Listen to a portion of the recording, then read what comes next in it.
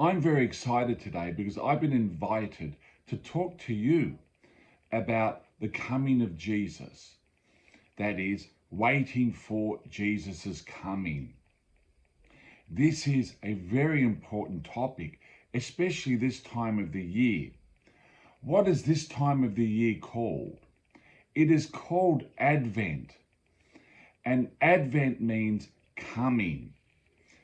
Who's coming are we waiting for? Well, as Christians, we're waiting for the coming of Jesus, Jesus of Nazareth, whose birthday we celebrate on December 25 each year. Advent has always been associated with waiting for the coming of someone. Jesus we accept as the Messiah. But before us as Christians, there are another people who waited a very long time for the coming of the Messiah. Who are these peoples? We know about these peoples in the Old Testament in the Bible. And these peoples are the Jewish peoples. They waited for the coming of the Messiah for many hundreds of years. In fact, for over 500 years.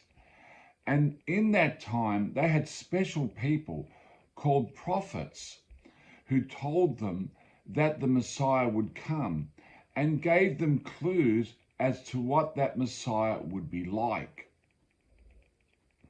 Who are some of these prophets? Even longer than 500 years ago, we had a prophet called Isaiah. And he told the Jewish peoples that the Messiah would one day come, but that he would be a man of sorrows. Then we had another prophet called Jeremiah, who told us that when the Messiah comes, he will establish a new and everlasting covenant with the Jews and with all other peoples as well. Then we had a prophet called Micah, who gave us this prophecy: Bethlehem Ephratah, you are a little one among the thousands of Judea, but out of you is to come one who is to shepherd my people Israel from ancient days. This prophecy told the Jews that the future Messiah would come from the village of Bethlehem, which was the village of King David. And so the Messiah would be a son of King David, a priestly, kingly figure himself. And then we had the prophet Daniel, who from his time said that the Messiah would come in 70 times 7 weeks. What does 70 times 7 add up to? 490. These 490 weeks actually meant 490 years from the time of Daniel. And this 490 years added up to the period when Jesus would be born. So at the time Jesus was born, there was great excitement, great expectation that the Messiah was near, that he was about to appear in the world. But not all peoples realized that the Messiah would come as an innocent newborn baby. When the Messiah did come as this innocent newborn baby, there were many Jews, particularly shepherds, who were told that the Messiah had arrived. And angels appeared in the sky and sang wondrous songs, celebrating the birth of this newborn king. Not only were these Jewish shepherds who realized that the Messiah had come as a newborn baby, but others who were not Jews came from distant lands. The Magi from the eastern lands of Persia, etc. We call them the wise men. They were told too that a special person had arrived, and they followed a special star that led them westwards to the birthplace of the Messiah. That is Bethlehem. And eventually when they did arrive, they found the newborn child with his mother Mary and St. Joseph, and they bowed down and they recognized him as the newborn king. And they gave him special gifts of gold, frankincense, and myrrh. These gifts were to symbolize that as he would be a king who would also be a priest, but would suffer as well for the sake of the people. Many accepted Jesus as the Messiah when he eventually grew up, but others didn't. This is because they were looking for a different type of Messiah. They were looking for a person who would be a king, but who would also be a military figure, who would establish a new kingdom in the world that would be visible, and perhaps also go to war and free the Jews from the rule of the Romans. Jesus, however, didn't fulfill this expectation. Eventually, as he grew up and began to teach and preach publicly, he showed himself to be a Messiah who would teach love, mercy, and forgiveness, teach us how to be people of pure of heart, etc. And some didn't like this, and so some turned their back on Jesus and would not accept him as the Messiah, and they waited for someone else instead. Christians, however, are people who do accept Jesus of Nazareth as the Messiah, and they try very hard to live according to his beautiful teachings.